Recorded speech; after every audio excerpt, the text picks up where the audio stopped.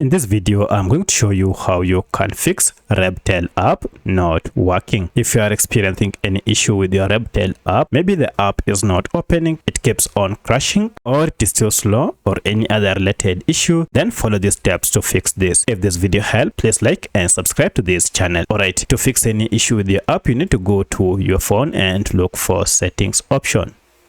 From settings, go to apps and then look for this option, manage apps or all apps. This will list all the apps you have on your phone. From the list, search for your app by name and tap on it to open. Here, first go to force stop app to stop any background activities that might be causing this issue. Then go to clear data and clear cache and okay. And finally clear all data. Now restart your smartphone, and if you go to your phone and now open your Rebtel app, now everything should be okay. But should you still encounter a challenge, then go to Google Play Store or App Store and search for your Rebtel app, and here look for any update for your app and update it to the latest version. One of the reasons you are experiencing issues with your app is because you are using an outdated version of Rebtel app. However, if this does not fix your problem, more especially if your app keeps on stopping, then most likely your app has bugs. For that, you need to uninstall Rebtel app and then install it afresh.